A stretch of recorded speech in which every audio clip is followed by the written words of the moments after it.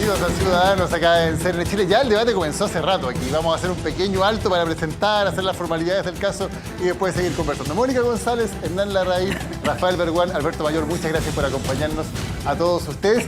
Gracias también por la sintonía. Y ustedes, como siempre, son protagonistas de Ciudadanos, comentando con el hashtag CiudadanosCNN y también contestando nuestra pregunta. Esta es la pregunta que tenemos para ustedes en el día de hoy, que tiene que ver con el primer tema de los que vamos a hablar también en nuestro programa. Proceso constituyente.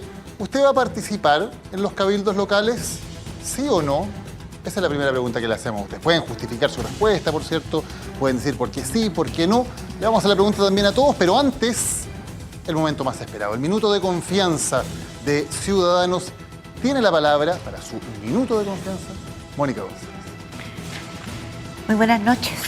En estos días el fiscal metropolitano Oriente, Manuel Guerra, dijo: claramente tenemos dos derechos penales, uno para los pobres, que es durísimo, y otro para los acomodados, que es muy cómodo y blando. Esto ya lo había dicho en otros términos el fiscal Gajardo y también en su momento, y con sus propias palabras, dos presidentes de la Corte Suprema, Sergio Muñoz y Milton Huica. Pero no pasa nada. Y esto se grafica no solamente en que para los delitos de colusión, de las farmacias, de los precios, no hay cárcel. Esto tiene una bajada a tierra bastante grave. Y es que el delito de financiamiento ilegal de la política, que mina las instituciones como acabamos de ver en Brasil, no está conceptualizado y no tiene sanción. No hay apuro en el Parlamento ni en nadie para subsanar este error que tiene graves consecuencias para este país. Muchas gracias, Mónica. Rafael, tu minuto de confianza. Bien, bueno, los psicólogos dicen que para resolver un problema hay que partir por reconocerlo. Y el gobierno tiene un problema grave, creo yo, y no hay caso que lo reconozca. Básicamente no da confianza. Y yo creo que en parte no da confianza porque dice una cosa y hace otra. Doy dos ejemplos. Cuando recién partió el gobierno, lo primero que se dijo fue que este iba a ser el gobierno de la equidad.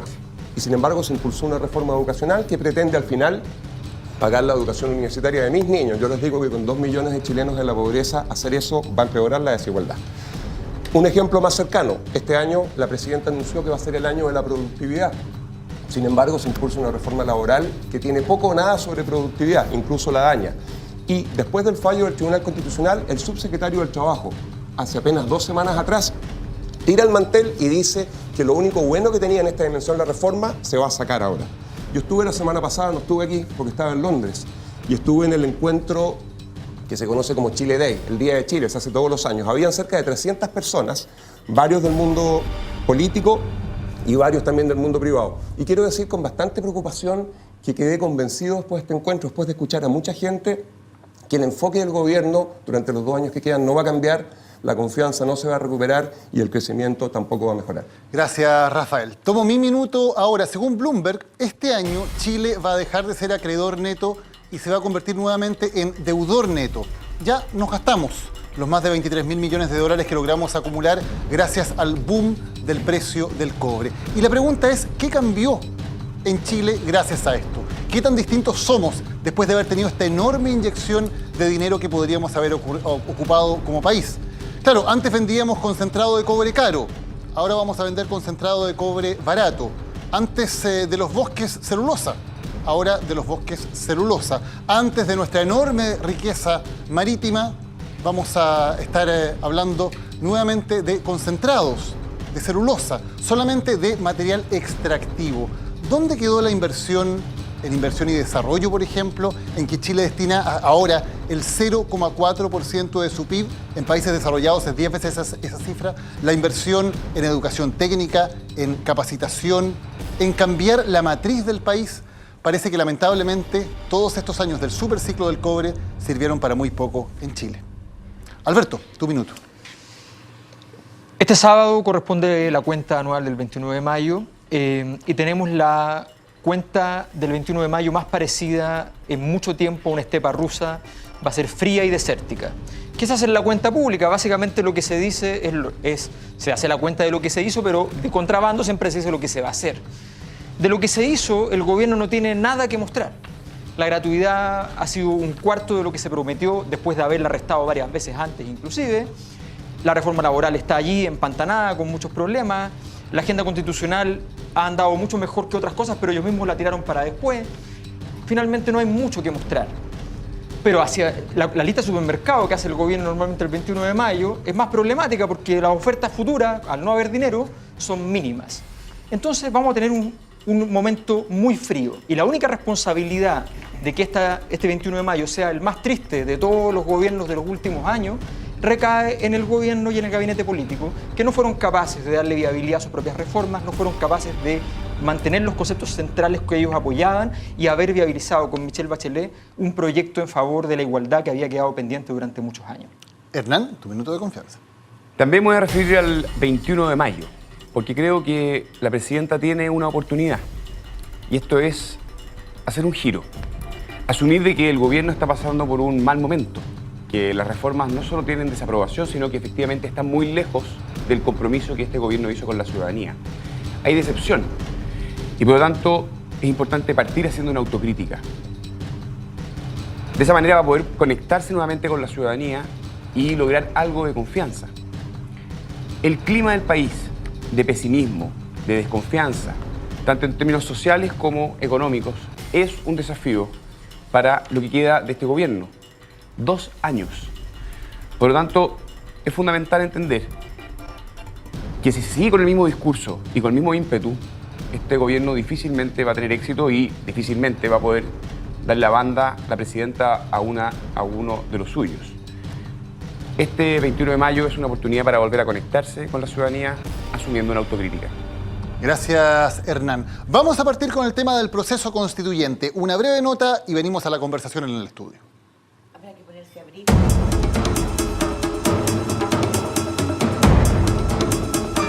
Para la Constitución, una conversación. No corresponde a la Sociedad de Fomento Fabril participar como tal en este proceso. Nosotros no podemos hacer un llamado porque esto también divide al pueblo católico. El debate constitucional no está reservado a un grupo cerrado de usuarios. En vez de estar discutiendo de procedimientos, podamos discutir de ideas. Solo tenemos un proceso constituyente politizado, con una clara visión de izquierda. Creo que una centro-derecha que sigue la estrategia del avestruz, lo único que logra finalmente es deslegitimarse a sí misma. Todavía no entienden es que ya estamos parados en la cancha. ¿Quién dirige toda esta estrategia? La fundación del expresidente. Bueno, partió lento, partió con muchos problemas. Al mismo gobierno le tomó como 2 años pensar más o menos qué querían hacer en este tema, pero finalmente se instaló y de alguna manera esta semana ya se instaló como uno de los grandes temas políticos de la semana. El proceso constituyente que empieza a darse, la pregunta para ustedes hoy es si ustedes van a participar o no del proceso. Hago la pregunta en el estudio. ¿Quién va a participar en los cabildos? ¿Sí, Alberto? Bueno, nosotros tuvimos uno en el CEP el viernes pasado, yo estaba viajando, pero espero participar en otro. ¿Hernán? ¿Sí? ¿Mónica también? Sí. Yo también, ya. Aquí hay unanimidad en el estudio en cuanto a participar. Un cabildo acá. Podríamos hacer uno, claro, nos faltarían un par de personas, pero podríamos empezar a hacer uno acá. ¿Por qué participar, Alberto? Tú que has sido, por ejemplo, bastante crítico, de lo que está haciendo el gobierno. Lo que pasa es que considero que es una... A ver, yo creo que cualquier puerta que se abre en términos de participación, por mala y por pobre que sea, es importante porque permite establecer los criterios de legitimidad mínima que se puede exigir al siguiente texto. Cuando el texto tenga que verse obligado por parte de la élite de traicionar los conceptos que más aparecieron en los cabildos, va a ser un tema. Por lo tanto, me parece importante que en esos cabildos aparezcan los temas que la ciudadanía quiere que aparezcan. Rafael. Además, voy a ser un poquito agresivo. Yo, a propósito de lo que pasó también en la semana con Chile Vamos, los primeros días que fueron bastante difíciles de comprender, al menos a través de Internet. Yo no estaba acá y leía las noticias y no era muy claro lo que estaba pasando. Quiero hacer una crítica, porque ahí tú tienes un ejemplo de alguien que al principio, o una institución que al principio dice, oye, no vamos a participar. Después la cosa terminó entendiéndose mejor. Pero quiero hacer 2 comentarios. La diferencia entre un adolescente y un adulto, hay muchas, yo sé, pero al menos 2 que se me ocurren ahora. Una es que yo creo que las cosas los adultos las hacemos desde adentro. Esto de las revoluciones, de verdad, son situaciones muy excepcionales, pasan muy de vez en cuando. Yo soy una persona que cree que uno tiene que ir mejorando las cosas desde adentro para que de verdad uno pueda avanzar. Y por lo tanto hay una responsabilidad de participar porque es lo que hay y hay que ayudar a que funcione bien. Y lo segundo es que un adulto, a diferencia de un adolescente, entiende que no existe el óptimo. Nada es perfecto. Si uno empieza a usar como excusa que algo no es exactamente como uno quería, para no hacerlo, al final no va a hacer nada. Y yo creo, por lo tanto, que lo que pasó con Chile Vamos al comienzo de esta semana, al no querer participar y reclamar por las imperfecciones del proceso, fue más propio de un adolescente que de un adulto. Ahora, la brecha, si se quiere, generacional, curiosamente es la opuesta, porque parece que son los más jóvenes, precisamente. Sí, claro. Entonces, ¿los más jóvenes se están comportando como más adultos en la oposición? No me cae, yo pienso que sí. A mí me dio la impresión de que es lo que tú estás contando, esto de Chile Vamos, y toda esta discusión de si vamos o no vamos, y de que unos son los cabildos bolivarianos y no sé qué, otra tontera, es lo que motivó más a la gente a participar, porque fue esa discusión la que permitió colocar los cabildos y la participación en la nueva Constitución en el centro de la mesa. Y yo creo que la discusión, incluso la voz que dio la Iglesia Católica y los gremios, entregaron una visión de que por qué no van a participar, de cómo se van a restar, si eso es la democracia, ¿no? Así que yo sentí que esa discusión que se dio fue lo que más motivó a la gente a participar. Hay miedos, me parece. Estoy de acuerdo contigo en que al principio el partido esto muy mal. Porque para el propio gobierno era un problema, Sí, esto no sabían qué claro. hacer con esta promesa. Me da la impresión de que hay algunos miedos un poco atávicos, Hernán. Por ejemplo, cuando Cristian Roulet dice, de una manera que yo creo que no se ha logrado comprobar de ninguna forma, digamos, de que más derechos sociales significa menos crecimiento, o se empiezan a hacer este tipo de circunstancias que parecen tener cierto temor a la participación, o a que se abran canales de participación de alguna manera. Y digo, no solamente en la derecha, en sectores en general que son los que han controlado el poder durante las últimas décadas. A ver, yo creo que lo que está pasando es bien interesante porque la verdad es que el proceso constituyente ya es un hecho político. Se instaló en la agenda, de hecho, los gremios, la iglesia, pero también Chile Vamos hizo una propuesta constitucional. O sea, estamos entrando a una conversación que va a durar un muy buen tiempo, un debate que va a ser muy desafiante en muchas áreas, porque estamos además en un momento más ideológico respecto del país. Ese consenso que hubo en la transición ya no es tan nítido, ¿eh? Y hay valores y visiones en conflicto. Yo creo que es un error aquellos que creen que negando el debate se gana algún espacio, se defiende un statu quo. Creo que eso es un error. Creo que, de hecho, la centro-derecha, si mira su propia historia, tiene que asumir que se hizo y fue parte de una transición muy exitosa, tanto como oposición como gobierno, pero puso su discurso en el acento de la eficiencia, de la gestión, ¿cierto?, del cosismo. Y eso es bueno cuando hay consensos en el país, pero cuando hay visiones ideológicas que están en conflicto, en lucha, entonces el debate es fundamental. Renunciar a un espacio de participación como este creo que es un error político. Lo que creo que es importante hoy es que Chile Vamos tiene una propuesta sobre la mesa. Algunos van a participar en los cabildos que organiza el gobierno, otros no. Lo importante es que se está entrando con mayor actitud ofensiva en este debate y no reactivo. Fíjate que desde el punto de vista histórico lo que dice Hernán es bien cierto. La derecha incluso a comienzos de los 80, cuando veían que la fecha de caducidad y cierre de la dictadura era algo que se empezaba a acercar, se demoró igual 10 años, ¿ya? Pero se empezaba a acercar y se empezaba a poner, no nos olvidemos que la primera doctrina de Pinochet es tenemos metas pero no plazos. Y después viene el momento de que hay que poner los plazos porque se está quemando el rancho en las poblaciones, estaba muy complicado el asunto en términos sociales, el nivel de desempleo, la crisis económica, en fin. Bueno, en ese escenario, la derecha, hay un fragmento de la derecha política que toma la delantera y empieza todo este proceso de negociaciones, articula segmentos de la oposición, trata de llevar las conversaciones adelante y abre la puerta a mirar después de la dictadura.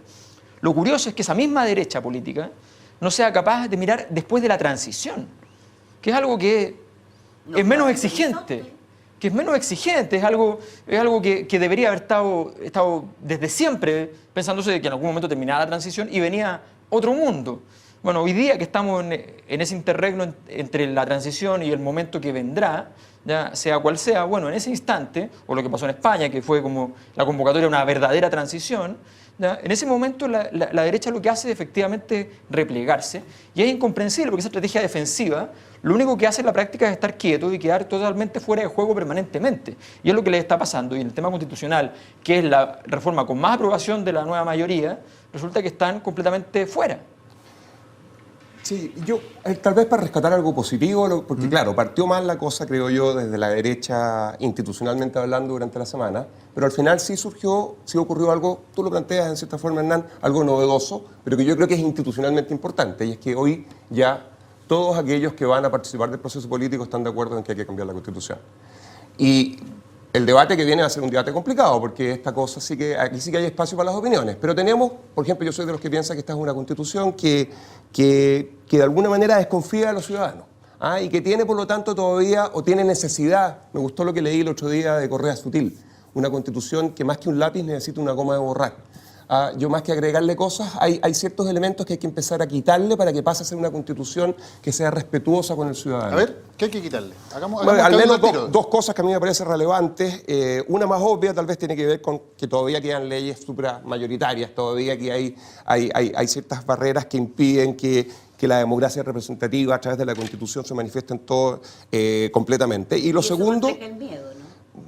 Bueno, y volvamos a eso un segundo, pero el segundo me complica un poco más y creo que va a ser más difícil de llegar a un consenso, y aunque es más cercano a lo mío y tiene que ver con el orden público económico. Yo creo que de verdad hay que meterse en el detalle para tratar de entender el rol que el concepto de subsidiariedad ha jugado en la práctica. Quizás no tanto, en la letra, pero en la práctica, desde la Constitución, en el día a día en Chile. A ver, hay un concepto, Mónica, el concepto de Estado subsidiario, como está entendido en la Constitución, como se expresa en la Constitución. ¿Es un concepto que hay que proteger de alguna manera o hay que eliminarlo? Yo soy de opinión de que habría que eliminarlo. A mí me parece que no ha contribuido. Y yo creo que ese está muy atado al miedo que hay, al miedo de verdad, de que la gente asuma la responsabilidad de sus deberes y derechos. Es decir, el Estado tiene un rol. Yo en estos días, disculpen, pero tuve me di cuenta en estos días que habíamos tenido un gran engaño nosotros. Que nos convencieron de que, por ejemplo, la nacionalización del cobre que hizo Salvador Allende durante la Unión Popular y que fue una de las pocas grandes reformas que no fue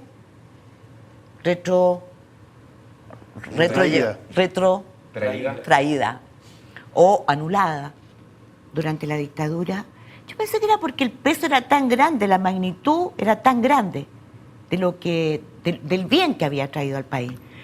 Pero resulta cuando vemos, por ejemplo, y esto tiene que ver con la Constitución, porque son los enclaves que están puestos ahí, me doy cuenta que no es verdad eso, que no se hizo, porque no sabemos, ninguno de nosotros, ningún chileno puede saber hoy día cuánto dinero fue el que se sacó de ahí a través de la ley reservada del cobre, con un piso que hubiera recesión, hubiera crisis económica, y que fue armamentos, que no nos olvidemos que las comisiones iban a bolsillos privados, a los bolsillos de Pinochet. Y yo digo, y esa ley siguió los 25 años. Si nosotros sumamos la cantidad de plata que se fue por esa vía, es decir, no lo hicieron, no anularon la nacionalización. Y ese es mi gran desencanto, ¿no? Oye, porque recuerda que Andrés Alamán, como ministro de Defensa, metió al Congreso, lo aprobó en el Senado, y está parado el proyecto, y acaba de anunciar el gobierno que ya no está entre las prioridades. Y que no está entre las prioridades. Entonces uno dice, bueno, esa era una llave, ¿no?, abierta, secreta, al amparo de todo escrutinio público. En dictadura era todo igual, pero en democracia. Y bueno, ¿cuánto dinero? Si solo pensamos que en el último fraude son 5.500 millones de pesos que se defraudaron de la ley reservada.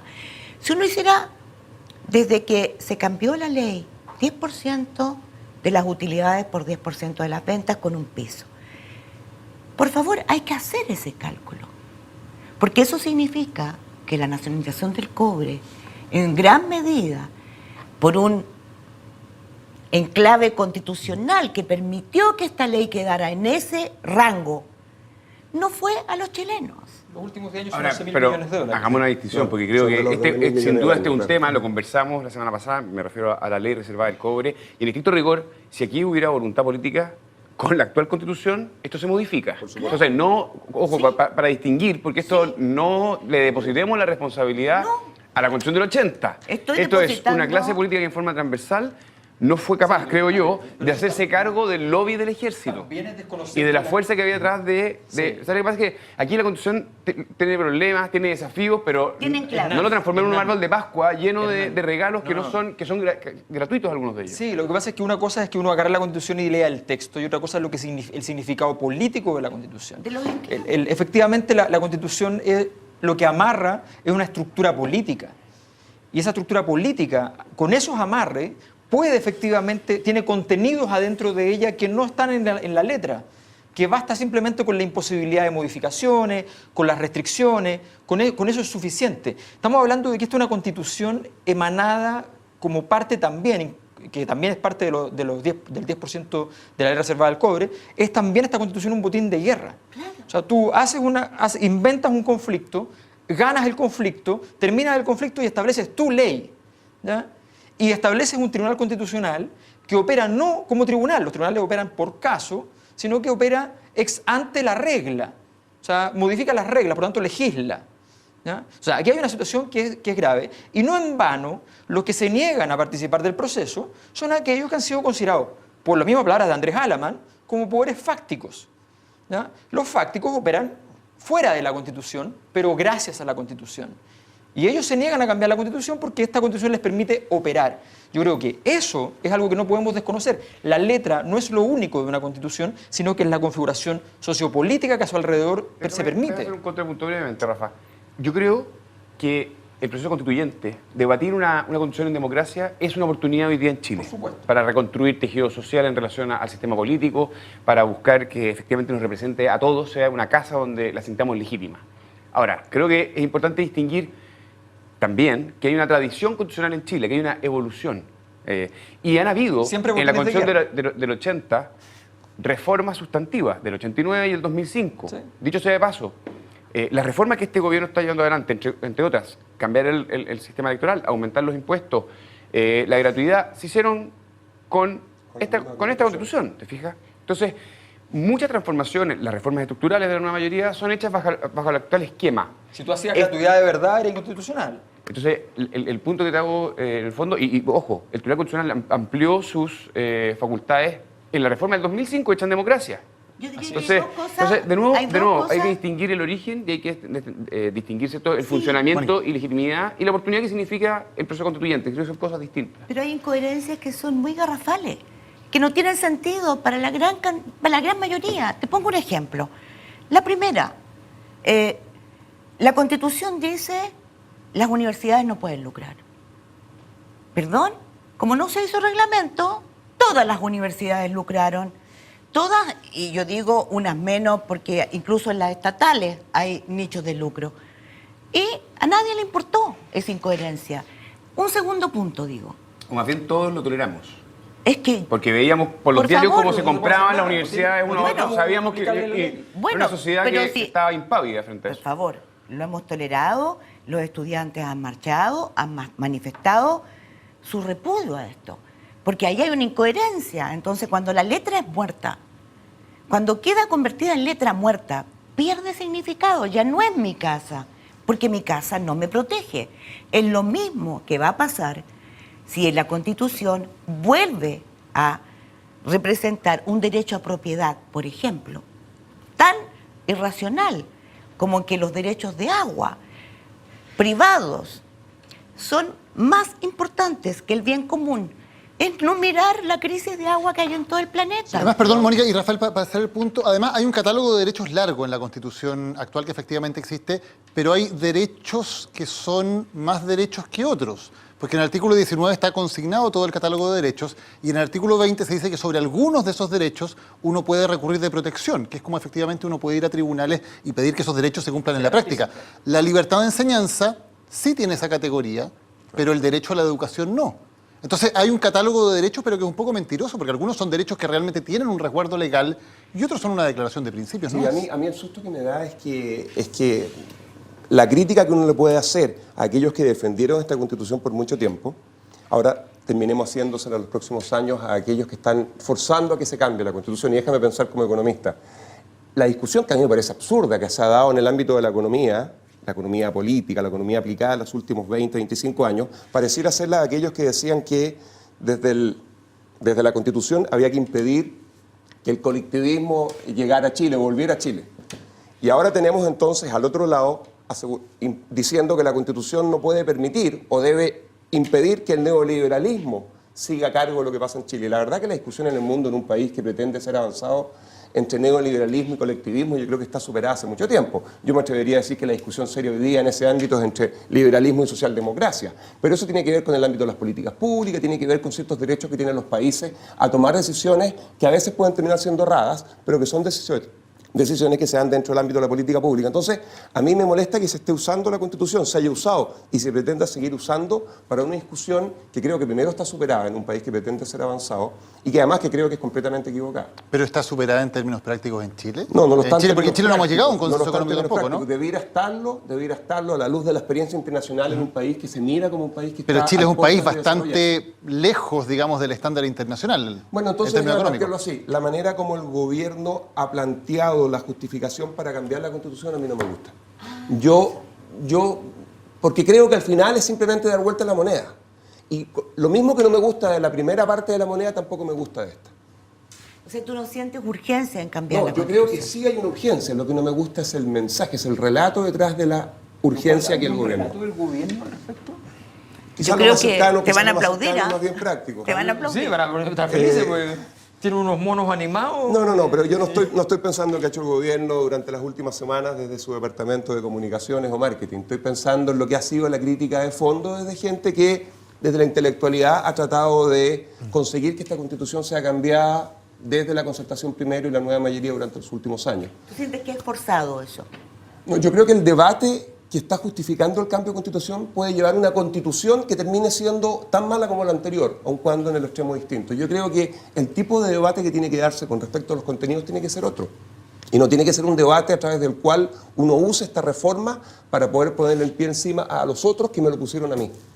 Porque al final creo que termina siendo un debate inconducente y un debate que además es extemporáneo en el contexto de la discusión mundial. Pero una constitución participativa va a tener obviamente ganadores y perdedores, pero va a ser participativa, va a significar... O sea, aquí el temor vernáculo es a la Asamblea Constituyente, Sí, que es una institución moderna, creada justamente para generar la base democrática esencial, y esa discusión no se da, y tú dices, oye, una tan mala como la anterior, las constituciones no son ni buenas ni malas, son más democráticas o menos democráticas. Yo dificulto que sea más mala que la anterior, que fue hecha en compartimentos absolutamente cerrados, con estado de sitio, sin participación alguna. O sea, una constitución más mala que ella, No, que por esta favor. Constitución no tenga un pecado de origen por haber nacido el 80 en dictadura y por haber sido usado entre el 80 y el 89, no garantiza que vamos a terminar con una carta fundamental que se haga cargo de los desafíos que tiene este país. Yo espero que sea una mejor carta fundamental y una en la cual no se hagan debates ideológicos en el ámbito de la política pública y sí se hagan cargo de ciertos derechos de primera generación y de segunda generación. Pero si no hacemos debate ideológico. Si no hacemos debate ideológico con la Constitución, ¿cuándo? No, lo que no quiero es que sea ideológico como respuesta a 20, 25 años en los cuales yo sentí que yo no tuve derecho a plantear mi visión del mundo. ¿Te fijas? Yo quiero que sea una Constitución para todos, no para mí como respuesta a aquellos que me pasaron a llevar. Lo interesante de esa Constitución, ¿cierto?, que se llama mínima, ¿cierto?, esta Constitución liberal, donde básicamente están las instituciones y ciertos derechos fundamentales y el resto se le entrega a la política y no se le entrega, por lo tanto, a la Constitución la visión ideológica de un sector respecto del otro. Si hay algo que tal vez peca la Constitución del 80 es que instaló desde la Constitución una visión de sociedad.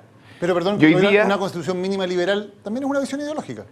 Pero no le asigna a la Constitución la definición de todo en todos los campos, sino más bien le entrega a la política, a las mayorías, la conquista de los derechos, la conquista de los cambios, las transformaciones, También y se lo puede entregar al hace empresariado y le con permite condiciones mínimas, que la ¿no? Constitución sea efectivamente la casa de todos, o sea, que todos se sientan parte de eso porque establece, por así decirlo, la arquitectura fundamental de la Esto es casa. política, nana. Aquí alguien gana y alguien pierde. Teoría del conflicto de Carl Schmitt básica. O sea, alguien va a ganar y alguien va a perder. Y la Constitución anterior, a través del mecanismo más tiránico posible, la ganaron ustedes. No, pero es que lo que pasó es lo Ahora que tú tendrá estás que ganar la diciendo. otro, punto. No, nos acostumbramos durante todos estos años a que no hay ganadores muy claros, que no hay posibilidad de O sea, que habían la ganadores, pero política de las estaban fuera de la mayorías, política. que la política de las mayorías se instale, y eso es un problema en Chile.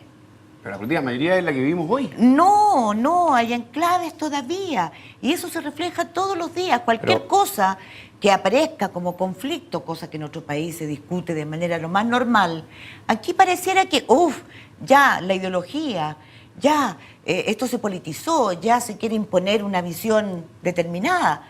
Y yo creo que no, a mí lo que más me gustaría es que en este debate fuéramos más honestos, mucho más honestos, menos temerosos. Mónica, estamos en un proceso constituyente que es el resultado de una elección presidencial que ganó la presidenta Bachelet con un 62%, una gran mayoría. Este es un compromiso de su campaña. Es una de una serie de reformas que ha llevado adelante con la actual Constitución y está abriendo un momento de debate constitucional. Y eso lo estamos haciendo hoy día todos en democracia. Y vamos a participar desde una plataforma ciudadana, luego el próximo Congreso se va a hacer cargo de esto, va a ser un Congreso que, dicho sea de paso, va a ser elegido con un sistema post-binominal. Entonces, si eso no es, no estoy diciendo que sea perfecto, pero estoy diciendo que son condiciones democráticas donde las mayorías han impuesto su voluntad, la oposición hoy día está empezando a participar, y por lo tanto, ¿qué más democrático que efectivamente esa deliberación? Entonces, y lo importante es que la centro derecha hoy día está, de hecho, entrando en la cancha, asumiendo que no puede renunciar a este debate y jugando en la ofensiva. ¿Qué cosa más democrática entonces que el momento que se está viviendo? Nos vamos a la pausa en Ciudadanos de CNN. Antes les recordamos nuestra pregunta. Aquí está. ¿Usted va a participar en los cabildos locales de este proceso constituyente? ¿Sí o no? Recuerden también que pueden opinar con el hashtag CiudadanosCNN. Nos vamos a la pausa y ya volvemos.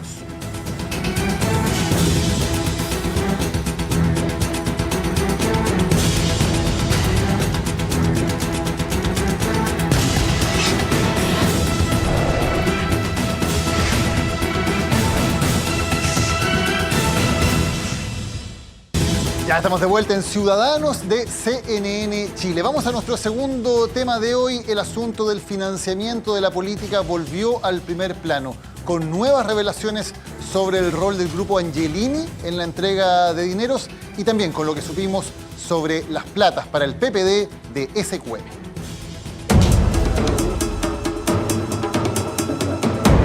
Yo le creo a Carolina Toá y espero que aquellos que lo hicieron tengan que responder pronto donde tengan que responder. ¿Pero recibieron platas de Soquimich?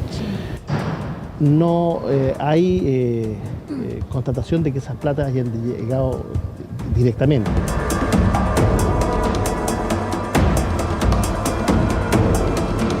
Yo quisiera ahora preguntarles cómo van a contestar. Y si van a contestar, ¿qué hicieron con esas platas? Eran para pagar la luz, el agua, para pagar el arriendo, para pagar los sueldos de funcionarios. Eran cosas básicas para hacer operar a través de un mecanismo legal que existía. Es tan aberrante que el PPD se financie con platas del yerno de Pinochet como que Chile Vamos se hubiese financiado con platas de Fidel Castro. Me imagino que si hubieran pensado que estaban cometiendo un delito, habrían hecho alguna triangulación como las que hemos visto en estos días. A través de una triangulación con fundaciones, el PPD recibía entonces este dinero de SQM. En palabras de uno de los trianguladores de fondos que habló con La Tercera el fin de semana, mucha de esa plata se ocupó, por ejemplo, para pagar la cuenta de la luz o la cuenta del agua. Ahora, sabiendo el comportamiento que tenía SQM, sabemos que no era una organización de beneficencia, que luego cobraba caro, con proyectos de ley, con regulaciones favorables, contratos con el Estado, fiscalizadores sordos a lo que estaba pasando. Uno se pregunta, ¿cuánto va a salir la cuenta de agua, la cuenta de luz del PPD? Porque gratis no habrá salido. La cuenta del litio. ¿Cómo queda el PPD con esto? No, yo creo que el PPD está empezando a vivir una crisis. Evidentemente, creo que también va a afectar a Carola Toá y su campaña de reelección municipal en Santiago, que es, digámoslo, una comuna emblemática en la elección que se viene. Y lo increíble es que, de alguna manera, nadie haya podido anticipar este escenario al interior del PPD. Hace mucho tiempo sabían que esto iba a ocurrir.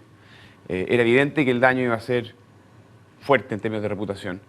Que sea SQM, ¿cierto?, una empresa del yerno de Pinochet, el que esté detrás de su financiamiento, es bien impresentable. Las declaraciones de su presidente, ¿cierto?, del senador Quintana, negando lo que es evidente.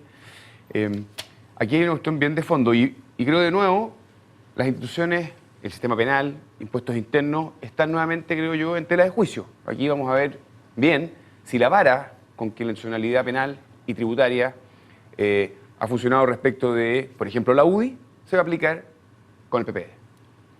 Sí, yo creo que A ver, primero, aquí tenemos un partido que fue muy importante en los últimos años para establecer lo que alcanzó a ser lo más parecido a un proyecto para la nueva mayoría, dentro del cual está esta frase que siempre produjo tanto ruido dentro de la nueva mayoría, que era la retroexcavadora de Quintana, retroexcavadora que estaba para, recordémoslo, demoler los pilares del modelo neoliberal.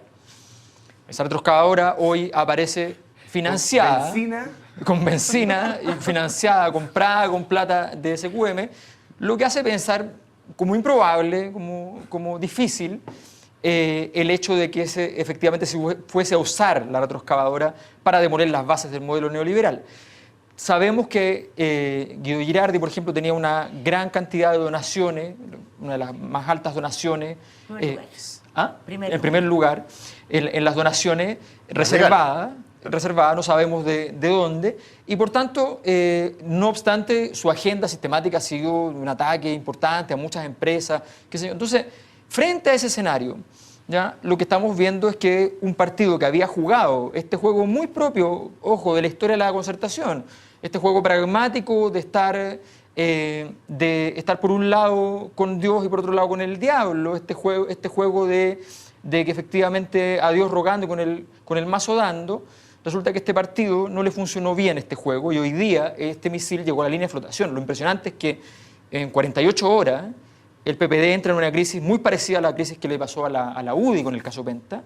Y yo creo que y revela además la salida muy a tiempo de Pepe Out, que queda fuera de toda contaminación en medio de esta escena. A mí me pareció de verdad ridículo y casi para la risa la explicación que dio Quintana, ¿no? Horrible, sí. El que no hubiera existido una ley de financiamiento público pudo dar lugar a que se cometieran transgresiones. El hombre de la retroexcavadora, ¿no?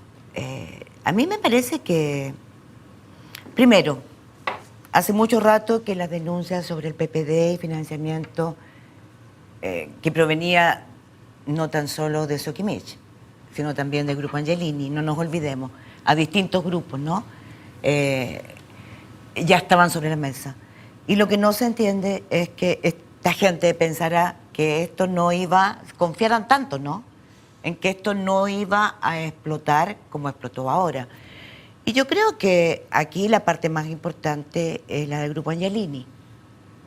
El Grupo Angelini tiene la segunda cantidad de dinero entregada al financiamiento ilegal de la política, con 2.250 millones de pesos. Al PPD, no nos olvidemos que aquí hay financiamiento y por una extraña razón el Servicio de Impuestos Internos ha omitido hacer ninguna acción legal. Hoy día tuvimos un veredicto de un juez que dijo el octavo juzgado de garantía, cuando uno de los abogados pidió que se absolviera a Carlos Bombal porque tenía una boleta del caso Penta. El juez dijo no, porque hay una denuncia general y por lo tanto se va a llegar hasta el final. Es decir, entonces aquí tenemos que en caso Penta y Soquimich se puede ir hasta el final porque hay denuncia de impuestos internos. Pero el Grupo Angelini no la hay. Y yo creo que aquí está en juego, ahora sí, en forma pero brutal, la institucionalidad. Porque del Grupo Angelini hay plata, como habrán visto en CIPER, hay un reportaje que hace un recuento, no solamente para personas del PPD, sino que también para Democracia Cristiana, personas de Renovación Nacional. Entonces, a ver... La campaña de la presidenta de Chile. Perdón, iba a decir eso. Y hay una cantidad importante para el grupo que estaba en la pre-campaña de la presidenta Bachelet. Yo creo que es muy importante que la gente recupere la confianza. Y para recuperar la confianza hay que entender que el financiamiento ilegal de la política debe ser investigado a fondo, sea quien sea. Y en ese caso yo pediría que miráramos Brasil. Petrobras es lo más parecido que tenemos al pulpo Soquimich. Es lo más parecido. Petrobras mojó, pagó coimas para todos los sectores. Fíjense que 3 ministros actuales del nuevo gobierno están siendo procesados por ello. ¿Cómo no vamos a entender la gravedad que tiene de no juzgar con la misma vara, de dejar a unos políticos que se financian ilegalmente bajo la impunidad absoluta, mientras otros son juzgados? Aquí deben ser juzgados todos. Rafael. 2 cosas. Lo primero, Hernán, una apuesta. Comida, incluido el pisco sour, la Carola Toa va a salir igual la alcaldesa, muy probablemente, porque va a correr sola. Pero bueno, acepto la apuesta. Está bien, con pisco sour incluido. Y es porque iba a correr sola, y por lo tanto creo que al final esta cosa no la va a dañar tanto. Pero porque, bueno. perdón, no hay primarias en la nueva mayoría, o sea, ella está designada como candidata a dedo y además la oposición no tiene candidato. Claro. Pero esto va a mejorar las condiciones de la competencia. Sí, además que va a haber candidatos por izquierda. Esta semana puede que alguien se le va a perder. Se le abre el apetito en la oposición. Claro. Va a perder. Para la oposición hoy día, yo pongo una empanada sobre tiene la mejor mesa, cara. Estoy haciendo sin pisco sour, pero una empanada. Probablemente me voy a equivocar como buen economista. Segundo, ¿en qué se parece lo que pasó esta semana por lo que hemos conocido en estos días, lo que tú mencionas de Brasil y lo que también hemos sabido durante los últimos años en este ámbito? Y en que todos estos casos son casos de financiamiento, y ahora subrayo la palabra, irregular de la política. Es ilegal. Bueno, ok. Ilegal, seamos más claros, ¿no es cierto?, más asertivos, efectivamente, seamos correctos con los términos. Financiamiento ilegal de la política. ¿Por qué digo esto? Porque se acaba de hacer una reforma en Chile, que lo que busca es, supongo yo, impedir que este tipo de cosas sucedan. Y si bien yo creo que esa reforma, a la parte política, a los partidos y también al financiamiento, tiene aspectos que son muy positivos, creo que me parece interesante que, a ver, yo no sé si esa reforma va a tener la capacidad de resolver problemas que se dan no en el ámbito de la legalidad, sino que en el ámbito de la ilegalidad, en un contexto además en el cual la reforma lo que va a hacer es que va a reducir los recursos que van a estar disponibles, cuando existiendo antes la posibilidad para que legalmente el mundo privado te pusiera plata desde las personas jurídicas, ya no va a existir. Más allá de que esté bien o esté mal, estoy simplemente haciendo un comentario constatando una realidad. Entonces, va a haber menos plata ahora que antes, es el Estado el que fundamentalmente la va a poner, sabemos lo que hacen los ministros de Hacienda cuando tienen que poner plata, siempre ponen menos que la que se necesita. Y si por lo tanto no se respetó la legalidad cuando podía ser usada para financiar una mayor cantidad de plata que hoy día, ¿qué se va a hacer ahora en el futuro? Es que había una clave, Rafael, para eso, fiscalización. Bueno, nos pasamos un año hablando de que el CERVEL tenía que tener dientes, que iba a fiscalizar efectivamente, ¿será de madera esto, que no? iba a contar cuánta publicidad había en las calles.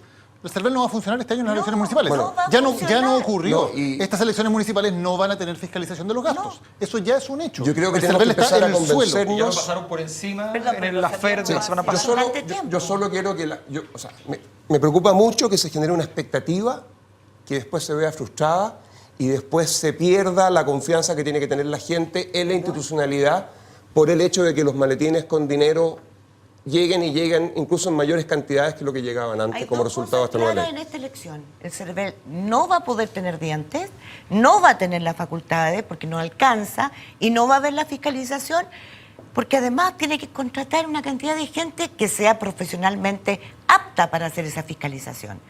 Pero además, ustedes, de verdad, pensemos un poco. Todas las instituciones fiscalizadoras coinciden que las municipalidades son los lunares más corruptos, menos transparentes. El único lugar donde la Contraloría nunca entra.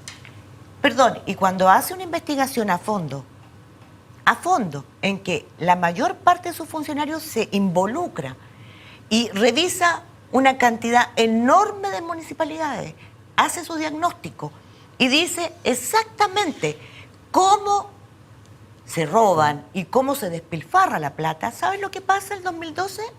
hay un perdonazo en la Cámara de Diputados.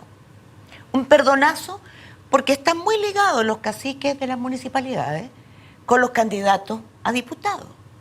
Entonces, yo digo, si el CERVEL no va a poder hacer la fiscalización correspondiente, si la gente no toma la confianza, ojo, vamos a tener más decepciones, menos votación, y a mí eso es lo que más me preocupa. Todo esto que ha ocurrido con el CERVEL estos días, lo único que hace es quitarle motivación a la gente a votar. Yo quiero decir dos cosas simplemente. Uno, que es importante decir que el CERVEL ya tuvo una gran derrota la semana anterior. El fallo del Tricel es un fallo que yo creo que es muy recomendable. Y miren lo que estoy haciendo, una recomendación de la columna de Carlos Peña, muy recomendable la columna de Carlos Peña respecto a el significado de ese fallo, que efectivamente no tiene ningún fundamento y que le quitó los pocos dientes que podría haber tenido el CERVEL cuando se puso contra la élite política. Resulta que perdió horriblemente. Entonces me parece que eso es bastante grave. Lo segundo que quiero decir es que el caso de la corrupción en Chile es estructuralmente mucho más grave que el caso de la corrupción en Brasil.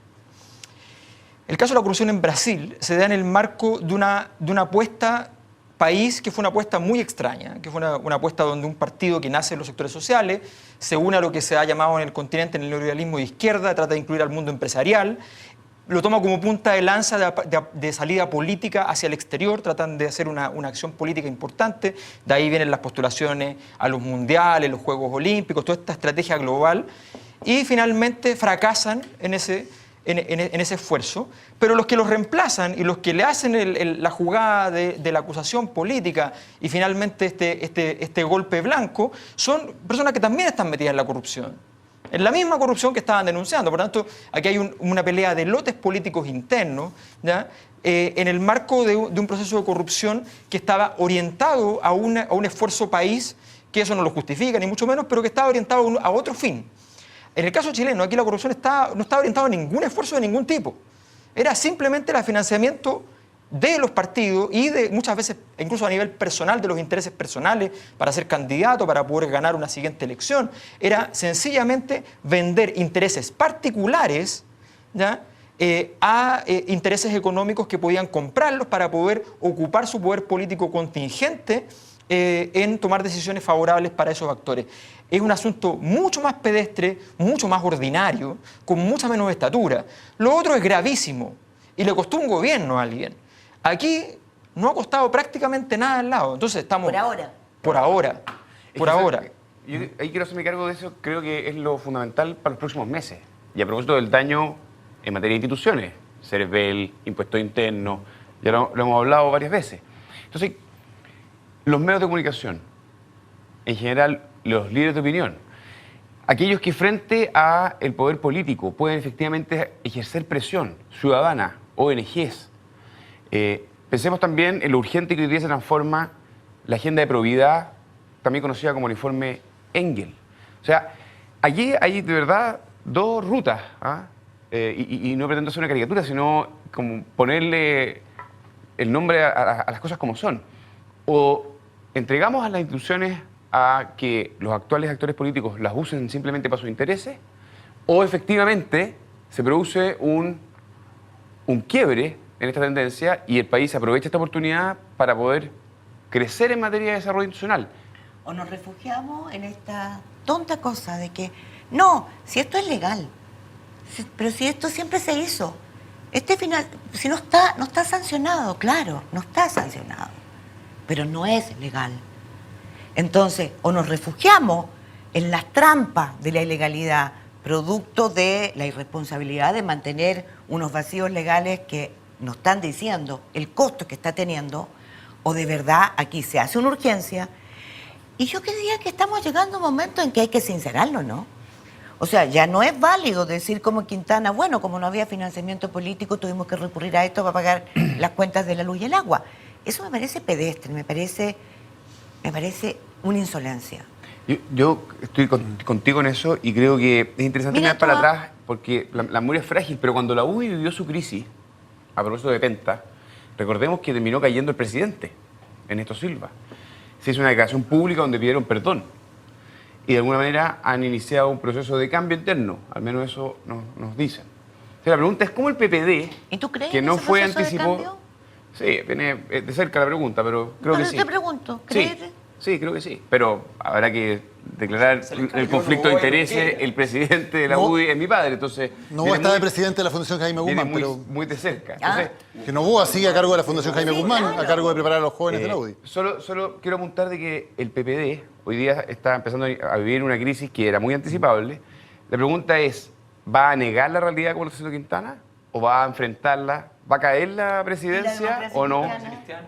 Por eso digo, creo que los estándares que le hemos exigido a algunos actores políticos antes deben ser iguales. Y más allá del presidente actual, la presidenta de la época era Carolina Toá, perdón que vuelva al punto. Correcto, la presidenta de la época que ocurre, por lo tanto la responsabilidad política primera es de Carolina Toá, que es la figura más importante que tiene hoy el PPD y la nueva mayoría en las elecciones municipales que vienen en octubre. ¿Qué va a hacer la nueva mayoría con ese tremendo problema que tiene hoy? Su figura más importante, la elección más emblemática, es la presidenta a la cual le pagaban la cuenta de la luz y el agua SQM. ¿Y el PPD qué es lo que ha hecho en su primera reacción?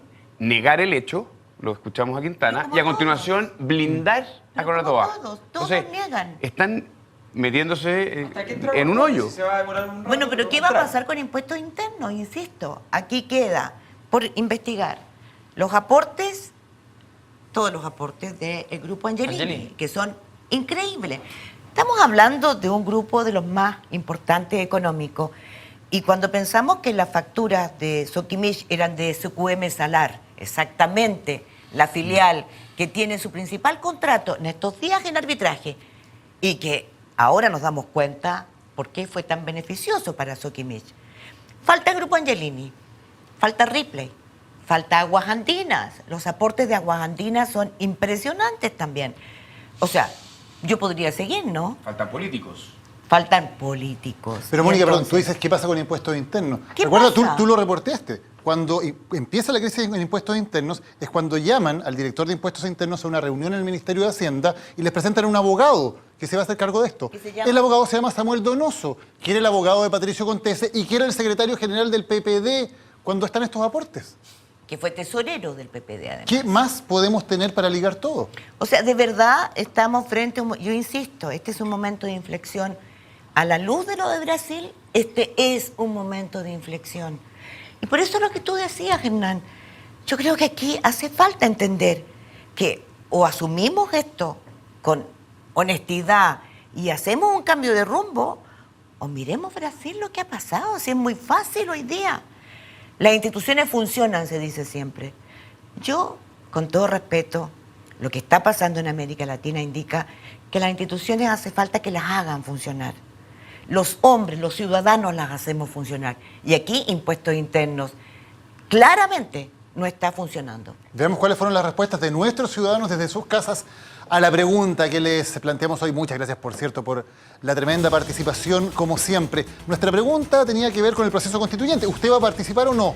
Les preguntábamos sí, 44%, no 56%. La mayoría de nuestros televidentes, de los que votaron, claro, de los que participaron en esta encuesta, no va a participar del proceso constituyente, de los encuentros locales, de los cabildos que ya se están realizando. Aquí todos vamos a participar, pero nuestro público tuvo una opinión bien distinta en la jornada de hoy.